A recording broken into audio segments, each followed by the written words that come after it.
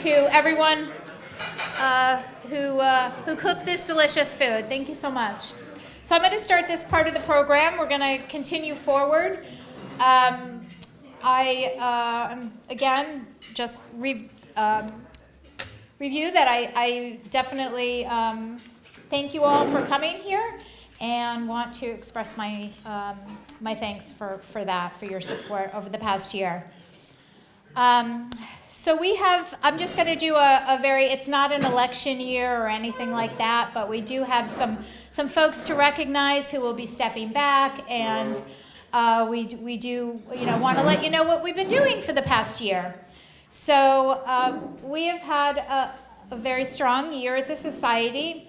I would say that we have a great board because of the enthusiasm and the how much they care about the history of Branford and preserving the history of our community. And so I would just like to have all the board members stand up and just let's give them a round of applause for their year-round help. And just look around. Thank you. Thank you so much. I really couldn't do it without you guys. Don't do it alone. I do have a few longtime members that are, like I said, going to be stepped back, but we'll talk about those in a bit. We did have some folks join us in the past couple of years on the board, some fresh ideas, new faces. I am fortunate to have also a network in the community that to make sure that the institutional knowledge is not forgotten as we move forward. The Society is undertaking efforts to define, to sharpen, perhaps is the story of the Harrison House and the Branford community overall, and how we communicate it to our visitors. Over the last 9 months, our board archivists and executive board have spent some time, been digging through our archives to create a meaningful story, not just about certainly the colonial times, but about the centuries following, reviewing and reinterpreting the scope and time period that the museum and that the house represents. We are upgrading, we have plans, we received a grant from the Greater New Haven Community Foundation to upgrade and modernize our museum. It's been a little while since that, if you've been into the museum lately. And that includes designing, manufacturing, and installing interpretive panels in each room of the museum. We are looking to invest in display counters, refresh our display counters with lighted LED lights and locking mechanisms to safely house and display our precious artifacts. And our goal is to have that done over the next 6 months or so by the fall. And hopefully during that time, we'll be able to have a community-wide event at the museum to unveil those changes and to celebrate the 250th anniversary of the founding of our country. And we feel that these upgrades would make a very big impact on our mission to deliver a cohesive historical narrative.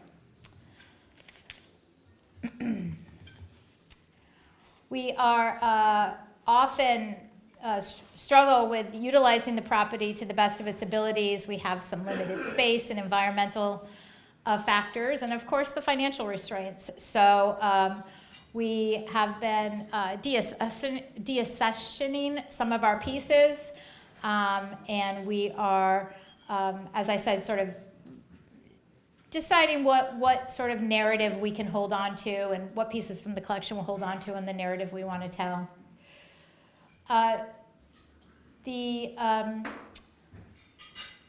When we're out in the community, we've been doing a lot of community outreach over the past couple of years, thanks to the leadership of some of the new members, but also Matt Radelsky, who was the previous board chair, the president. And he told me and some of the things that we hear when we're out in the community doing these events at the book sale and things like that is that, oh yes, I've driven by the Harrison House, but I've never made it inside. We are really working hard, I think, to change that and to make it an appealing place for people to want to come and visit.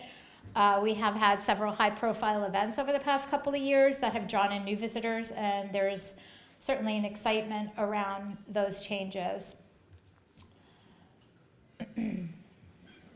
We also have been working into the past years, coming years, is some of our outreach has been around social media. We have an incredible digital archive of our collection, and we're working to bring it to life in social media, and certainly with events around town. Visibility in the community has been one of those key focuses over the past several years, and of course with the goal to draw people to the museum, and of course grow our membership and partnerships in the community. And I just want to mention one special partnership that we've been working with over the past years are the team over at the Branford Garden Club. Many members are here with us tonight. With their team of enthusiastic gardeners and working with some historical horticulturists that work with them over the next 2 years, I should say. Our goal is to become an official landmark on the Connecticut Historical Garden Tour circuit. And we're really excited about that. And I just want to thank the Garden Club for your commitment to us and to the property. Some of our programs that we've been highlighting, there has been, we're back at the beginning here. I have been going through we did some of the, put some of the pictures of the slideshows. We continue to have our partnerships with the Blackstone Library. We do have some walking tours. We did a great program last summer, I believe, with the Shoreline Trolley Museum. Took the trolley, had a great historical tour and background through coming into Short Beach through East Haven, coming out of East Haven into Branford and into Short Beach, and then did a walking tour around the neighborhood. It was really popular. And we have done several other programs, of which I probably can't really remember at this point, but I know we recently had one, historical chocolate making one, and you know, if you have any resources or people that you know that really have something interesting to share, we're always open to working with you, and Sue Winkle does a really great job on putting those together. I would say the final sort of program that we've been working on over the past couple of months has been something that I've been excited about, called the Branford Narrative Project. It's In Your Voice, and it is really a way for us in Branford at the Society to preserve and celebrate the living history of our community by collecting personal stories, memories, and experiences from the residents, either who live here now or who lived here in the past. So we're hoping that this project will create a rich tapestry of Branford's social and cultural heritage that we can preserve for future generations. This is going to take a little while. Obviously, we're going at it slowly. We're looking for support from the community. I've made a presentation so far to the Rotary Club, and I am certainly. I know that we would be thrilled to come out to discuss with veterans groups, with young people, with senior places, senior homes, things like that. So. I think as we celebrate, like I mentioned earlier, America's 250th anniversary, this oral history project takes on special significance, and we just want to make sure that we're preserving Branford's unique voice as part of this milestone celebration. So whether you've lived in Branford for 5 years or 55 years, your experiences are part of our town's history, and we would love to talk to you. And keep your eye open for what we're going to be doing with that. I think that's about it for my prepared.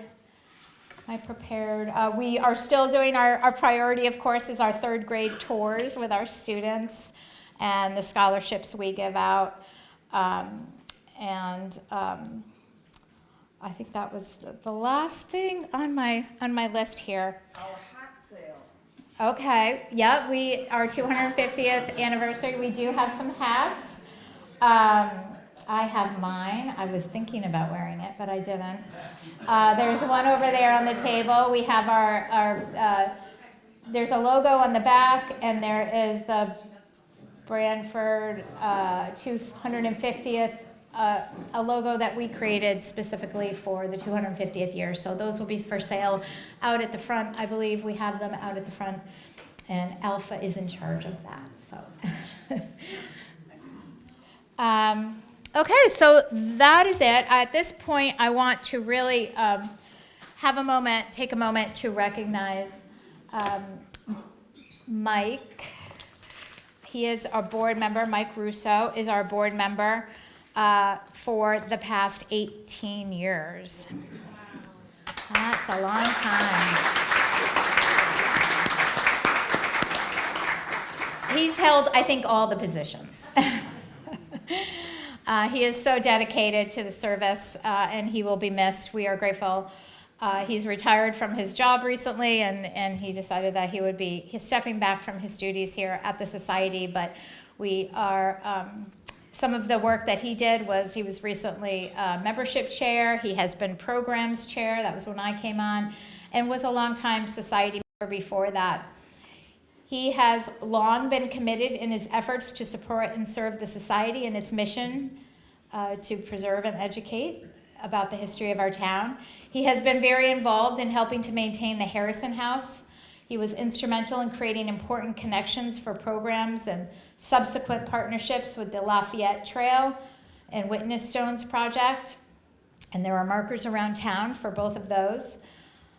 And he has been a major contributor in organizing the annual Strawberry Shortcake Festival for many, many years, and we're really going to miss him. Everyone wants to know who's picking up my strawberries, who's coordinating the volunteers. His love of Branford history and desire to serve have been extremely evident. And I did not know this, I learned this recently, is that for many years he also wrote a column in The Sound about Branford called My Hometown, which was subsequently turned into a booklet. So as a board member, both through major milestones, such as the purchase of the Harrison House, and through the everyday operations, he has helped guide the society's work with so much dedication. And so I'm here tonight to present him with this recognition as an honorary Forever Member award for his years of service to the society. Please come up, Mike.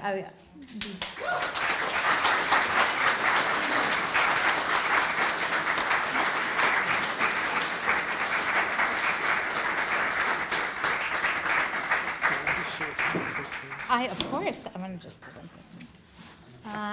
You have a picture? All right. This is beautiful. It says, the Branford Historical Society wishes to acknowledge Michael Russo for his outstanding contribution and dedication to the historical preservation of the town of Branford, and it's just a fantastic plaque. Congratulations, Mike.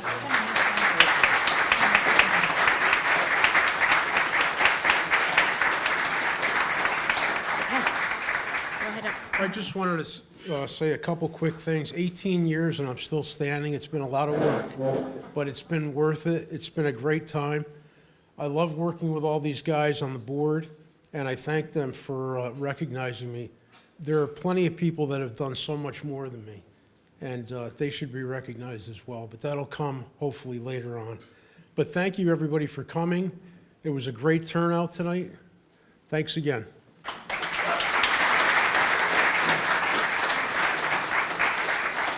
Okie dokie. So let's get on. Before I announce our keynote speaker, I just want to say it's volunteer season, everyone, and we have some board positions available. We have the Strawberry Festival coming up, and we really need volunteers. So, reach out to one of the board members in the room and make sure we get in touch with you. We are also always looking for docents. We are open, the house is open every Saturday from 1 to 4 in the summer season, and so we're always looking for docents for that. Alrighty, so,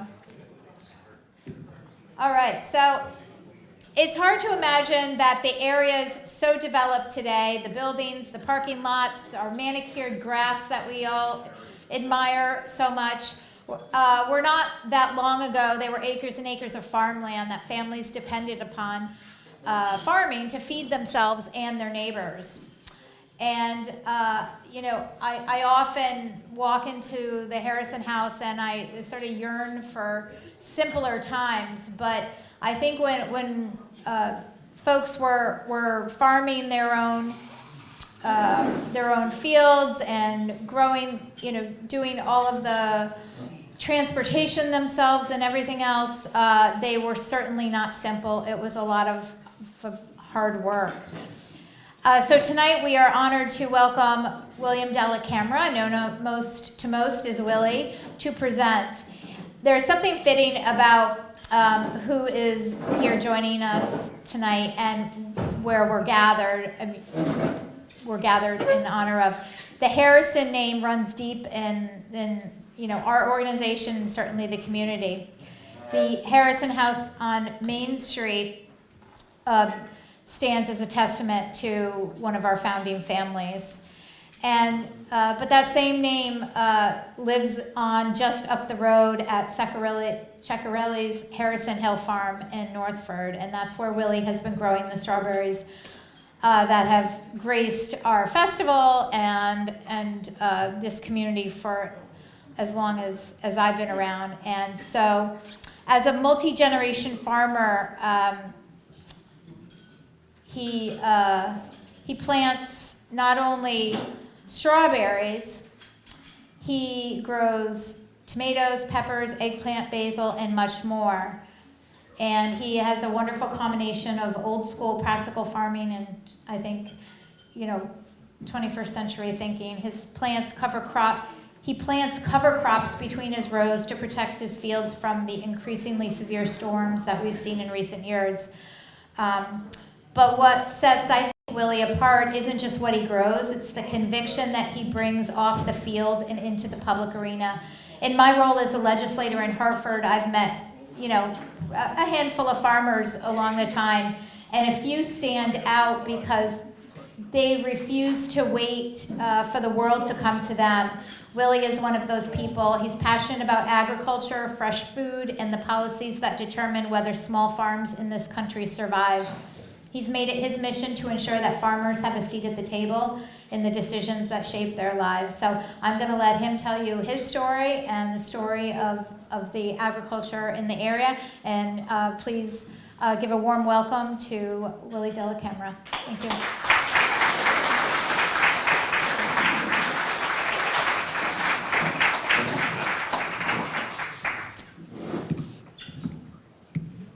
Well, I just want to start with thanking you for having me here tonight. And so for starters, I'm just going to start with who I am and what I did, because I think it's, I'm going to work backwards in this. So my name is William DellaCamera, and I'm the owner of Cecarelli's Harrison Hill Farm in Northford, Connecticut. I'm a farmer first. I'm not a politician. I'm not a lobbyist. I'm a farmer who lives this every single day. The farm, our farm, what it is now, is a diversified vegetable farm. We grow sweet corn, tomatoes, strawberries, and mixed vegetables. We operate a farm stand, a CSA program, a pick your own strawberry patch, and recently we started agritainment during Halloween season. We have a haunted attraction, a walk-through attraction that we offer so that people could enjoy our farm. Everything we do is built around a simple idea. If we don't grow it, we don't sell it, and if we can't sustain it, we're going to lose it. Farming today is not just about growing food. It's about surviving in an environment where costs are high, margins are tight, and risks are constant. And so I'm just going to veer off a little bit so I could talk about how I got where I am today on the farm. I grew up in North Branford. I'm from an Italian immigrant family that immigrated from Woodbridge to North Branford, and that's where the DellaCamera name comes from.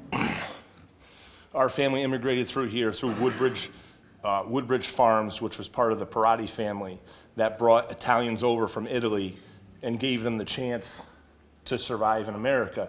And with that, the Berried family allowed the Italian immigrants to work on their farm, and then with their pay, they were able to move to where they found homes. So my family moved to Village Street in Northford, which my father still lives in the house where my grandfather moved to. So the Cecarelli family, which owns the farm that I operate now, their family was afforded a similar thing. They immigrated to Italy, from Italy to the United States. They immigrated to Derby. They owned a successful building supply business down there, but the brother Frank always wanted a farm. He found farmland in Northford, which this is the connection to the Harrison name. It was a Harrison farm. At the time he immigrated and he moved to Northford, it was prevalently, there wasn't many Italians around, and Italians weren't welcomed at the time. His doctor, Dr. Loomis, bought the farm in his name and quitclaim deeded it right after that. So Frank Cecarelli had the American dream. So that's how the Italian immigrants were afforded to be prosperous. My family came through and ended up in Northford. So the Italian families really stayed close until, really throughout time. Well, my grandfather's house burned down, went through tough times. As with any other farm, which Branford has seen just as much as any other town, the farmland was sold off. So that left us with a smaller piece of land. We had greenhouses when I was a kid, but I always wanted to farm. I farmed millions and millions of acres on my knees with my John Deere toy tractors. And so I always knew I wanted to be a farmer. I attended North Branford schools. I went to college in New York. I got attended for agriculture engineering. And at the time, I met Nelson Cecarelli, which was a third generation farmer of the Cecarelli family. At the time, they took what I believe is one of the best things any farmer could do in the state now, is they approached the Connecticut Department of Ag and they sold the farm for the development rights. That meant that it afforded someone like me the opportunity to farm. So Nelson had a passion to see his family farm stay, and he worked hard at that to be successful and to put the farm back together. And we worked together from 1997 until, unfortunately, in 2017, he passed away unexpectedly from cancer. And at that time, it was his wish to see his farm continue. So that's what had brought me into obtaining the land to keep farming. And the connection with the Harrison house is that not only, it's on the upper picture up there, not only is it consistent with every type of house in the area, but obviously the Harrisons were connected somehow to Branford. That house was also the first, on the left was the first general store in Northford. It was the old post road. And between this house and the house at the bottom of the hill, it's unknown that they believe that at one point Abraham Lincoln was in one of those houses, whether it was this house, because it was a general store with the upstairs was a community center, or the house at the bottom of the hill, which belonged to Jared Lindsley, which the Cecarellis at one point obtained half of his farm, and that gives us our 166 acres that we farm today. So there's some history in this picture here. In 2012, it was 100 years of the Cecarellis farming that property. So we had a anniversary party, and we brought some pictures and some books of that party. As you can see, I don't know if you could really see there, but it was a big family, and that was their workforce. They were a hardworking family and gained a lot of respect from the local farmers that they were, they set out and they were very successful in what they did. They grew the same type of stuff we grow today. So to move on with that, just some of the things we're up against today is, over the last few years, farming hasn't been very good. It's been very unstable. Input costs have skyrocketed, and everybody here is on TV about fuel and fertilizer and labor, which those costs are through the roof. All of our markets are unpredictable, and most of the time prices don't cover the costs. Last year was not a very good year with covering costs of my inputs. And the weather has become more and more extreme and less forgiving for all of us farmers. As we speak, the middle of America is getting hit for like the 7th day straight of hail and destroying. And unfortunately, in August of 2024, our farm was hit by a 13-minute hailstorm that devastated everything on the farm, which you've probably had seen me on TV after that and some news segments. So that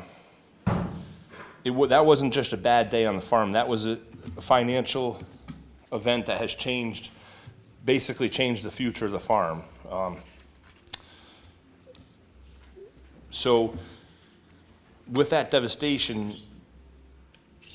I knew that I wasn't going to get the help that I needed. So instead of sitting back and waiting to see what was going to come to me, I decided it was time for me to do something, because in 2023, many other farms in Connecticut were flooded by floods along the Connecticut River, and they didn't get any of the help they needed. So on September 13th, September 5th, I started to drive my tractor around the state of Connecticut, and I visited 58 different farms in the state of Connecticut over a 6-day period, and I left Connecticut on September 13th to head to DC to get attention for what was going on for agriculture in New England and the Northeast, because we're prevalently left out. So I did this not for attention for myself. I did it for accountability of the people that make the decisions on a daily basis that have left us in harm's way. And I did this to bring real stories from real farms directly to the people that are making the decisions in Washington, D.C. When I got there, I was met by USDA, I was met by Rosa DeLauro and the whole Connecticut delegation. I spent 2 days in and out of offices on Capitol Hill. And the biggest thing I learned when I was down there, that the whole system down there does not move unless you push it along. And they have a few different mantras down there that they live by, and one of them is they never get anything right on the first attempt. And the second one is they're the only body of people that they only work when they're pressured to work. They don't just go do something. So that trip wasn't the end, it was the beginning of where I'm at today. Today, I serve as the Northeast Director for the American Agricultural Movement. And the American Agricultural Movement is a group of guys that went to strike, went to have a They went to organize a farmer strike in 1977 and 78, and they drove tractors to Washington, D.C. in 1979. 5,000 tractors rolled into Washington, D.C. in February of 1979. And the same problems they had back then are the same problems we have today.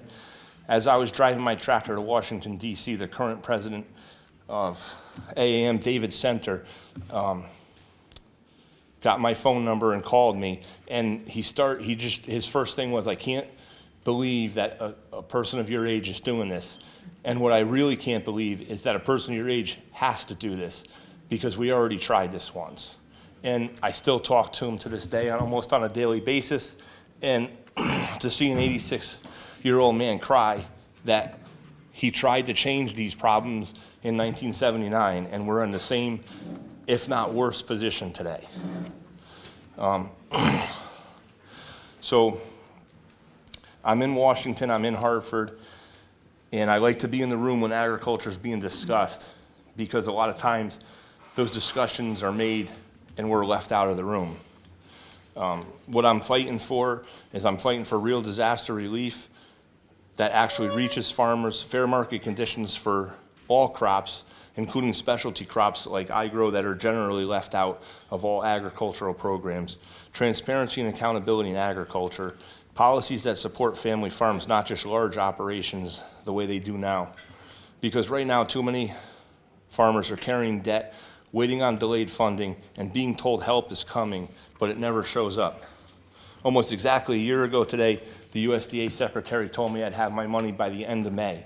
That was May of last year, and she left off some words I think she should have put in there, and it was, may the day never come, because I'll probably never see my money. The reality is that farming isn't blue, it isn't red, it isn't right, it isn't left. It has to be what's right and wrong. Farming is survival, and if we continue down this path we're on, we will all lose more farms, including what's left in Branford and what's left in North Branford. You will soon see more consolidation of all the markets that we need, and eventually we'll lose control of our food system. So what we're building at our farm, which it's our farm collectively through Mary Ellen over here, which is a direct descendant of the oldest daughter of Frank Cecarelli, but we still consider it's our farm. It's not my farm, it's not their farm. It's our farm because we want everybody in our families to be involved, and including the people in the town. So at the farm level, we're adapting, we're expanding agritainment to bring people onto the farm. We're building direct-to-consumer relationships. We're investing in soil health and long-term sustainability. I'm proud to say we have probably the most sustainable farm in New Haven County, with the tillage practices and environmental practices that Nelson started and I continued to this day, and we're evolving every day because that's how we're going to survive. So in closing of this part, I didn't choose this path because it was easy. I chose it because it matters, because agriculture matters, because food security matters for all of us, and because farmers matter.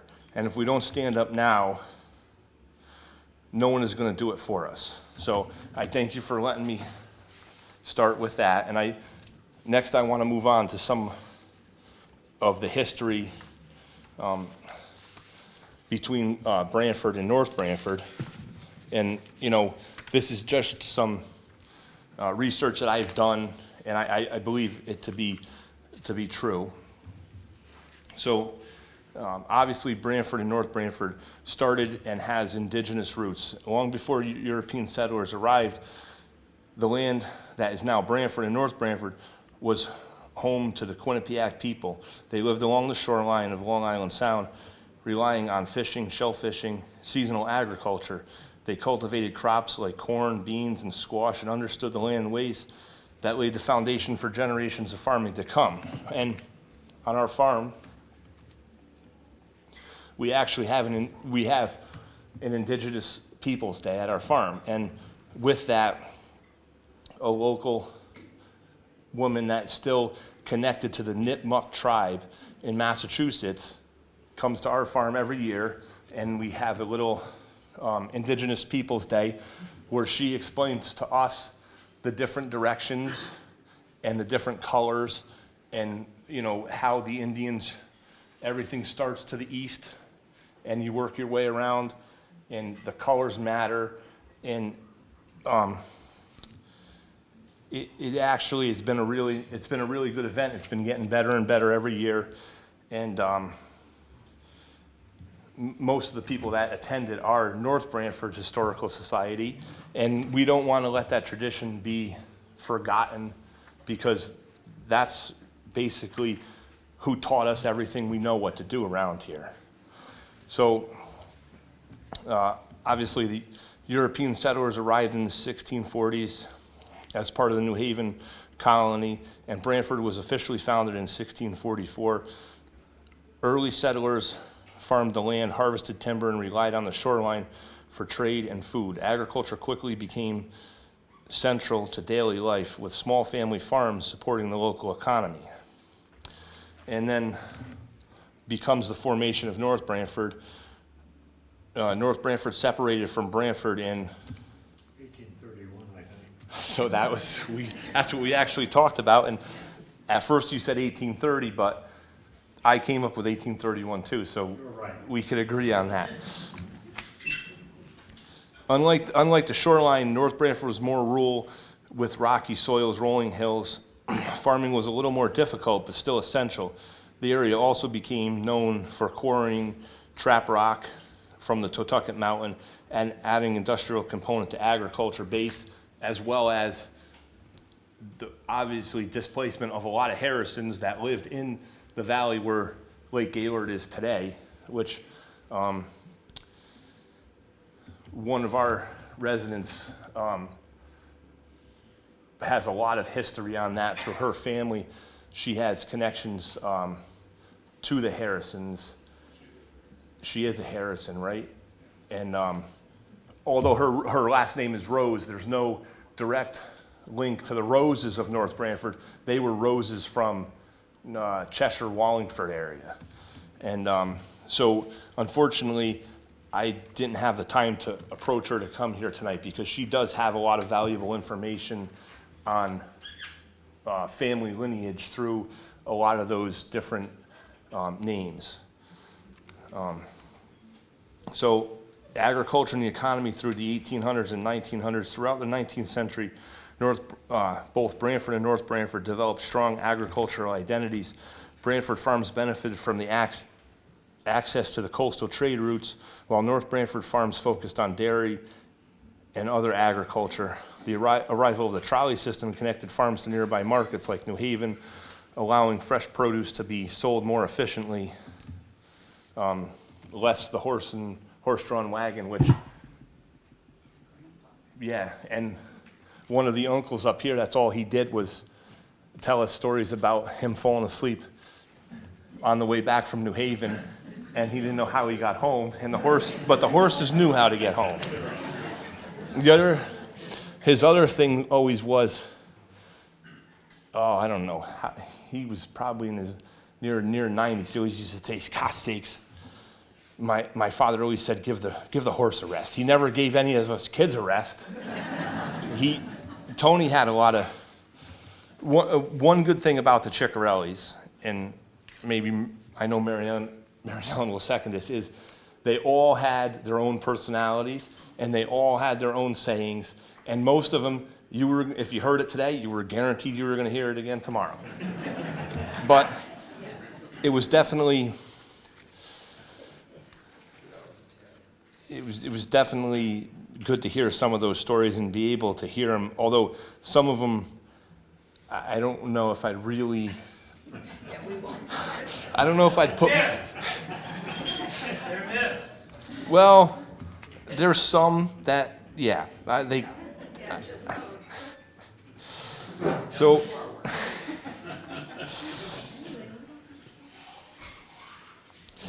and obviously in the 20th century, the industrialization and growth, Branford saw an increased development along the shoreline, including summer homes and suburban expansion. The villages of Stony Creek, you had their granite, a beautiful pink granite, and North Branford remained more rural, and it experienced a gradual development during this time, and many small farmers disappeared or consolidated. A lot of that has to do, obviously, with the rail and the major highways. Northford and North Branford never really had any substantial rail besides the trolley that brings trap rock down to the docks down here. In some of the modern day agriculture challenges now are, today both towns still maintain a strong agriculture presence through the farms and face increasing challenges, rising inputs, development pressure, market competition, make farming more difficult than ever. And many farms have turned to direct sales, agritourism, community-supported agriculture programs like I have. So for most of the Cecarelli farms' existence, they didn't partake in a lot of these type of sales. They were mostly wholesale guys. And over the years, just myself, wholesale farms that we sold to, we sold a lot of stuff to Sansones, which is no longer farming.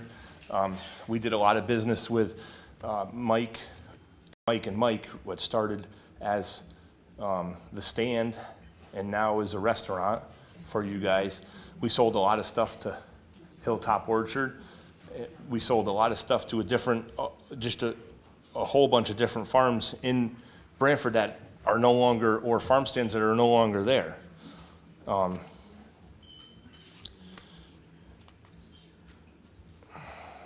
think what makes North Branford and Branford unique is the farming has never really stopped, from the Quinnipiac people to the colonial settlers to the modern farmers. The land continues to be worked. The tools, the markets, and challenges have changed, but the connections to the land remains the same with most of these family farms. As a modern farmer, working the land is more than just a business, it's continuing a legacy. The same fields that once fed early communities are still producing food today. But unlike the past, today's farmers face global competition, rising costs, and regulatory pressures. Farming is not just about growing crops, it's about preserving a way of life and ensuring that future generations can continue to farm on this land. So, in closing, let's be real. Agriculture didn't just decline here or across America. It's been pushed out. It's been pushed out by development. It's been pushed out by economics that don't work for farmers. Pushed out by decisions made far away from these farm fields. And yet the farmers are still here, still planting, still harvesting, and still feeding people. Not because it's easy, but because it matters to us. The history of Branford and North Branford isn't something you read about in a book. It's something that's still being written. The only question is whether we're going to support the people that are writing that story or stand by and watch it end. So we all need to support all the farms around. And I think the day that I got a call from Mike Russo and said, we want to buy strawberries from you from our Strawberry Fest. Now, I know most of you know Mike, and I could probably set my watch to his call. And it's been great to work, and I think that's the support that local farms need. Is we're here to support everybody, and we need support back from them. So I thank you guys for trusting in me to support you guys with strawberries. Unfortunately, I have a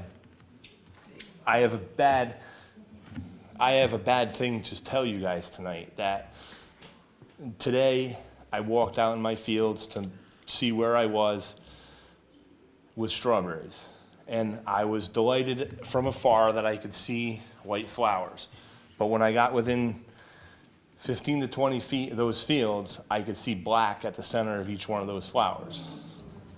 So that means that a little over a week ago, when we woke up to that 26-degree weather, it frosted and froze the centers of My best guess is the first varieties I lost 80% of. To the later varieties, I'm not sure. So I will have strawberries for you guys. I will make sure you have strawberries. But these are the challenges that we face on a daily basis with agriculture. And, well, I guess it's just really, tomorrow's another day. So, on to the strawberry part, which we all love because the strawberries are the best. And I can't wait to eat strawberry shortcake every day for a month. By the third day, I have such acid burns on my tongue, but I let up on the fourth day. The fifth day, I get right back at it. So, now onto the strawberry. Most people think that strawberries have always looked like they do today. That big, bright red and perfect that we see in the store. That's not the way they started.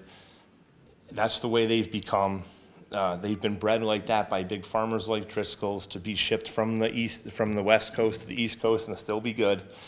But our strawberries hold a different taste, and as far as I'm concerned, a value. I don't eat strawberries unless they're mine or I can get them from my friends that I know where they came from, because I don't like those strawberries. And strawberries have gone through hundreds of years of evolution, shaped by nature, and shaped by human agriculture. Right here in Connecticut, obviously, Branford, you guys know by all these articles up here that it played a major role in the local economy and identifying Branford as the strawberry capital of New England. Strawberries actually came from ancient wild strawberries that originally grew in the forests across Europe, Asia, and North America. These early berries, which are much, much smaller, but often have a more intense flavor than the modern varieties. Ancient civilizations such as the Romans used strawberries primarily for medicinal purposes, believing they helped in digestion, inflammation, and overall health. And so do I. That's why I eat so many of them. At this point, strawberries were not farmed. They were foraged. And we actually, if you look around, you will see wild strawberries are still around. I have a pretty big patch of them on my farm, although the strawberries are, when they say they're tiny, you can hardly see them. So then you move on to medieval cultivation. Strawberries began to appear in European gardens. The French were among the first to transplant wild strawberries into cultivated settings. These early efforts marked the beginning of strawberries as a managed crop through still very different from modern production. The turning point in the 1700s. In the 1700s, major breakthroughs occurred.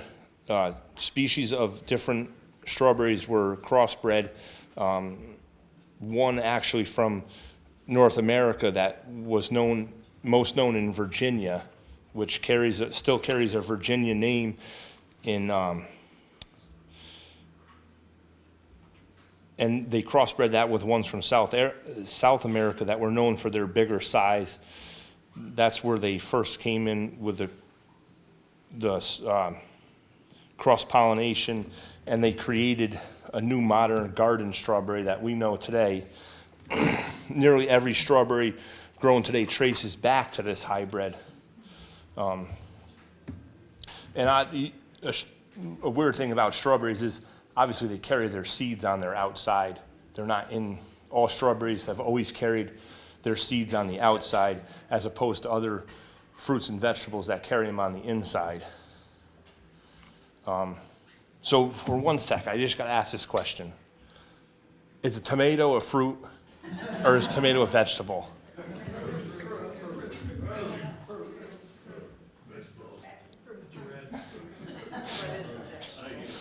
Well, it's a fruit by normal thinking, but it's the government that made it a vegetable. And they said because it doesn't have sugar content enough to be a fruit. So it has to have, so just, that leads back to, maybe we really shouldn't listen to the government a lot of times. It's a simple, and one other thing, there's one vegetable that was never found in the wild. It was in any form. It's a vegetable, not a fruit. No. Eggplant, no. No. Close. Broccoli. Broccoli was, they just kept taking it off of a coal, like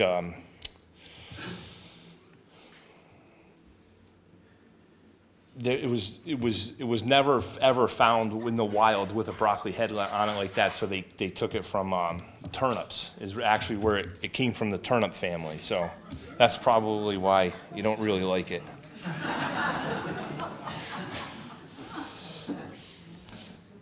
So the expansion of the strawberries into the Americas, by the 1800s, strawberries became a significant crop in the United States.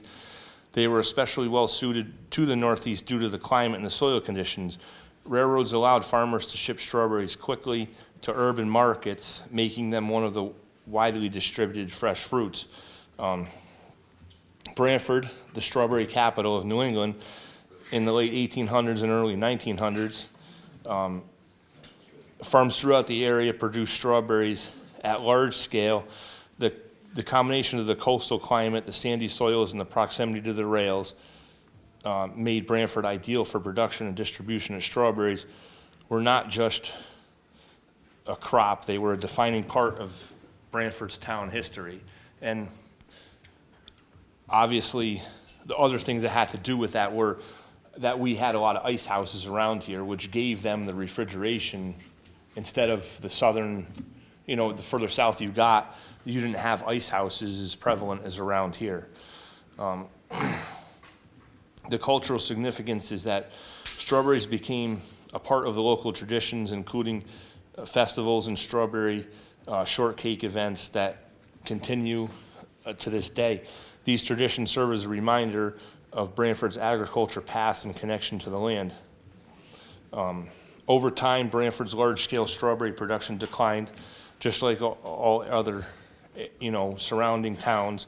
The increased development reduced available farmland, while, larger growing regions such as California and Florida gained dominance due to the growing season. More consistent weather, advances in refrigeration and transportation also shifted production away from New England. Modern strawberry production today, strawberries are still grown across Connecticut, but on a much smaller scale.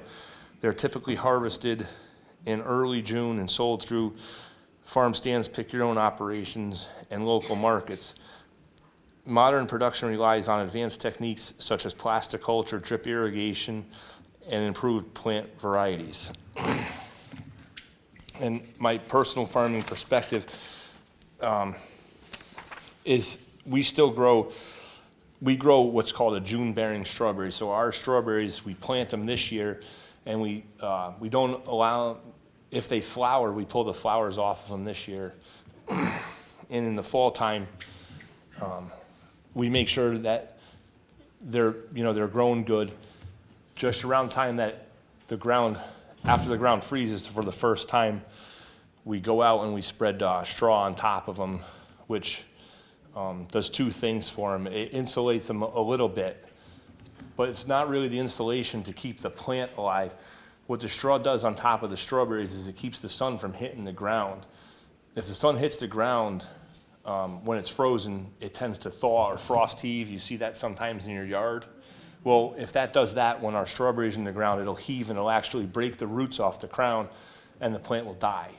So we put the straw in the strawberries to actually protect the ground from thawing and freezing that cycle. It does give them a little bit of insulation value. And then in the springtime, when we rake the straw off, which is really valuable, is that we don't use the plasticulture practices. So it gives and it allows, we pull it back away from the strawberries, and it doesn't, when it rains out hard, it doesn't allow the sand to splash up on the strawberries, because that's about the worst, is a mouthful of sand with a strawberry.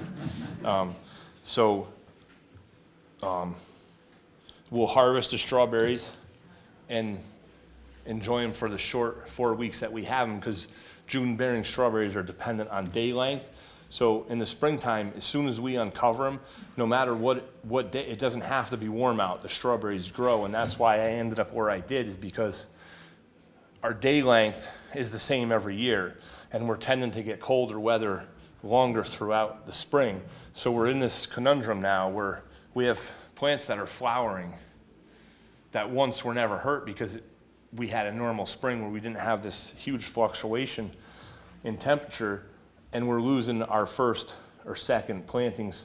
We're losing all the berries off of them. So my imagination is that we will have people that now breed strawberries to last longer, and still have that June bearing ability that we like, because we pick a lot of strawberries in a short amount of time. When you grow ever-bearing strawberries, you have a whole field. You could pick them every day, but you might not get a berry off that plant every day. And there's not a lot of ever-bearing varieties that do very well in southern New England, because our climates, they have not been adapted to them.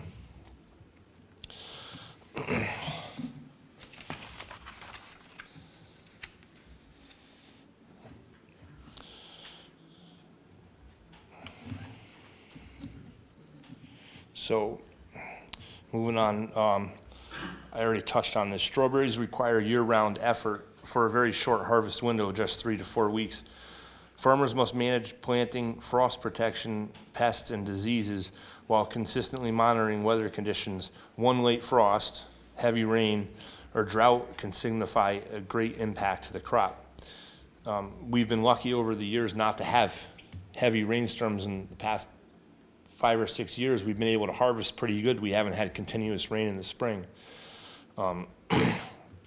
Weather plays a critical role in strawberry production. Too much rain can cause rot, while too little rain can reduce the fruit size. Temperature swings can affect both yield and quality. This sensitivity is part of what made Branford successful in the strawberry farming challenges of today, because you guys are so right close to the shore. We have different temperature fluctuations I'm almost to Durham, so you guys might have only gotten to 30 degrees that Monday morning when we were at 26, and that's a crucial, just a few degrees is a real crucial temperature with them.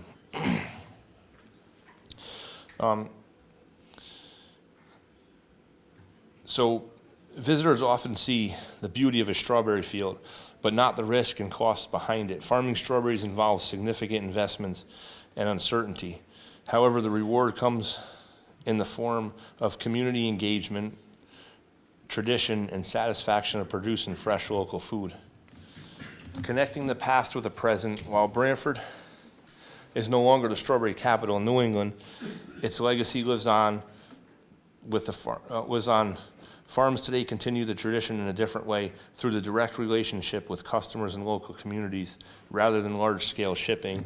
And you guys have obviously kept the tradition going with your strawberry shortcake at the Branford Fest.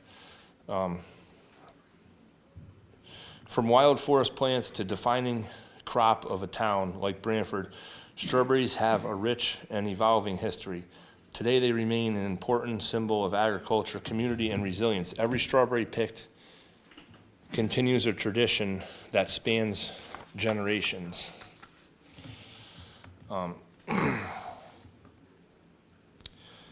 So that brings me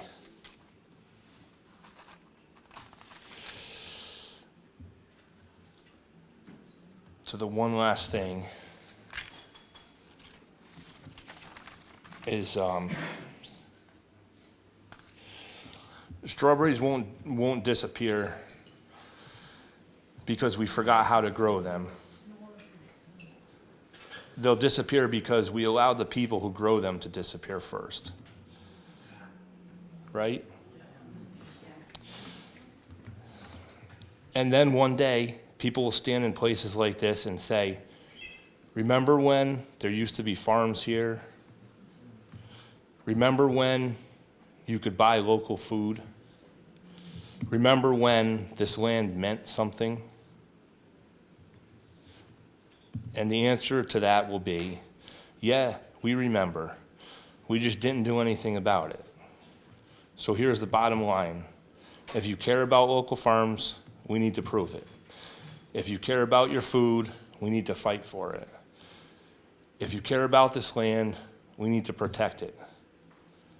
Because the window to get this right is closing fast. And once it's gone for good. And that's all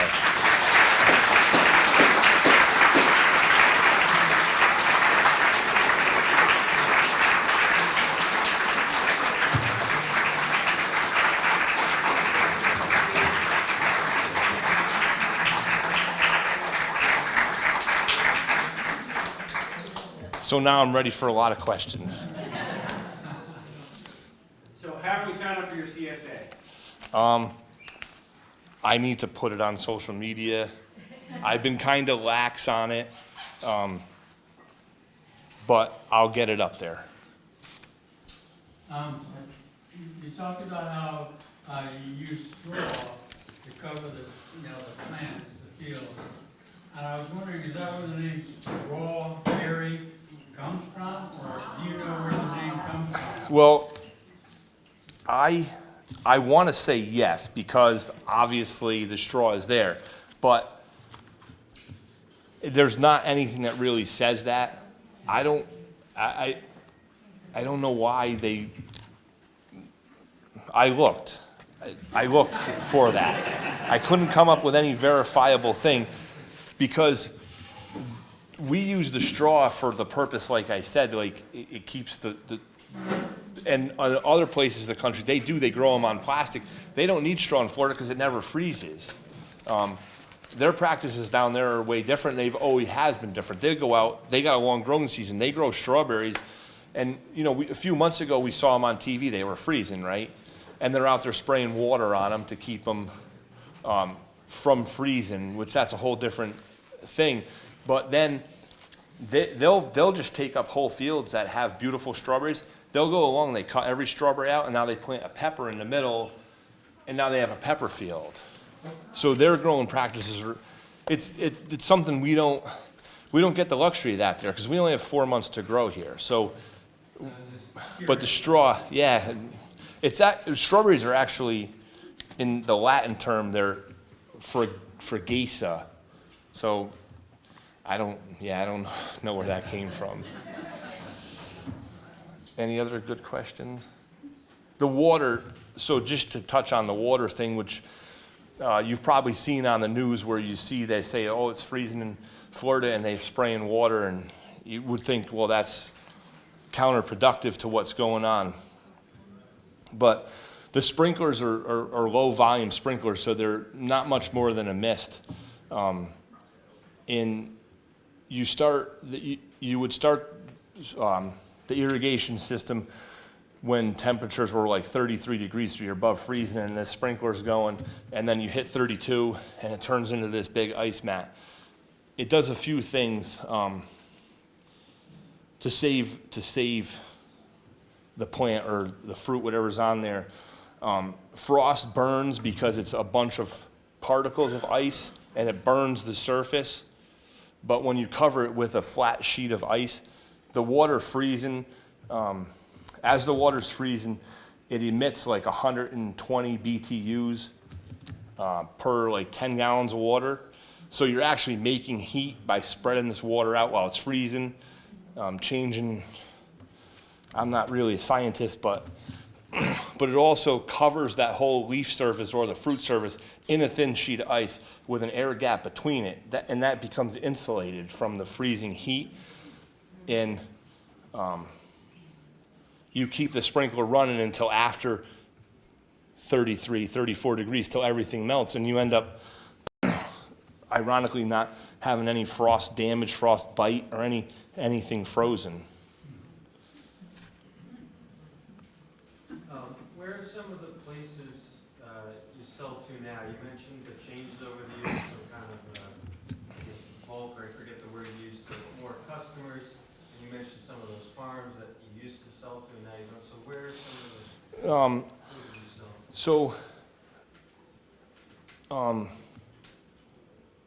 it's not a ton of written records, but like the one brother that was in charge of the accountant would have been in that picture, Tommy. I don't know what number he is, but he's up there. And it was, well, Frankie's job first, but he unfortunately passed away in 1986 at a young age. But they all had their own jobs. So there's just a tremendous amount of every year, all the way back to the 1920s, of check registers, everything.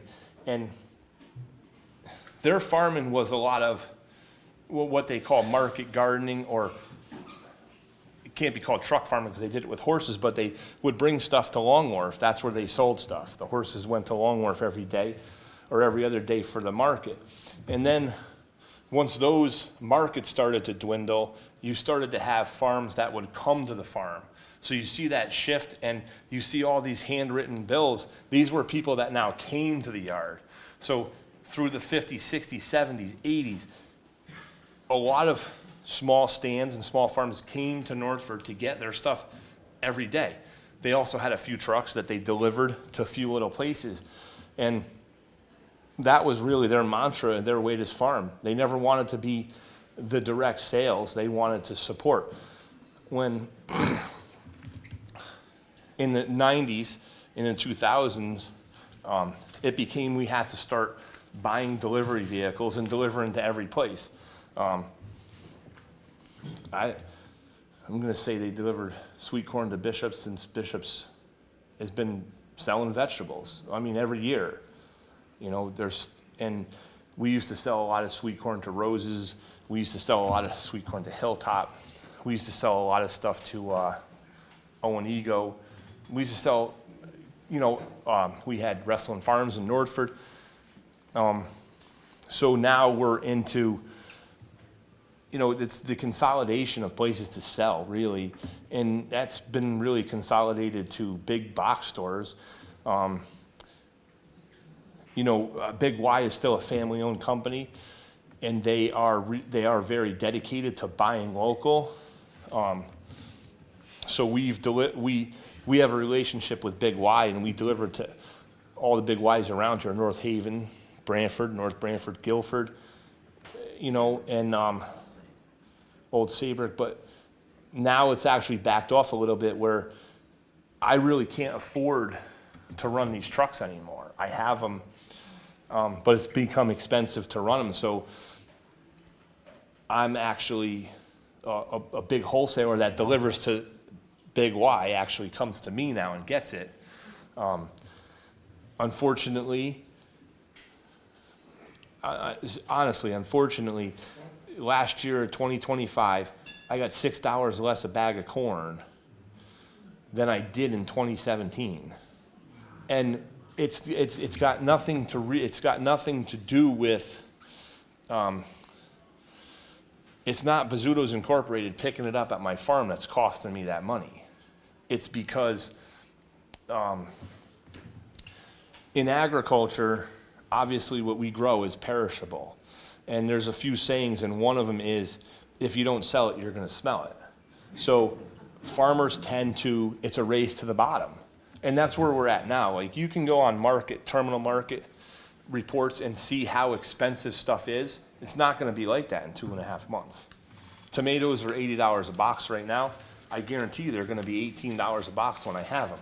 So it's a race to the bottom, and it's a hard sell. And a lot of times, what I say to people is, a lot of things you need in life, you pay for before, like insurances, doctors, lawyers, all that stuff is paid up front. But we're feeding you and we're keeping you healthy, and we're not getting paid sometimes until 6 weeks after we deliver it. So there needs to be a whole shift in the way that, and it's, you know, this is something that's been going on for 50 years. It's not anything new. But hopefully, if we continue to advocate for ourselves and have good partners like you that, you know, you guys buy a tremendous amount of strawberries at one time. And that helps me immensely to be able to know that I'm gonna have this one local customer that believes in me and believes in my product and wants to offer that to the public. All right. Thank Great you. job. Thank you so much, Willie. Thank you, everybody, for coming out tonight. This is wrapping up the event, and I'm sure Willie will be around out in the lobby, and we appreciate all of your support, and we will see you next year, if not sooner. Thank you.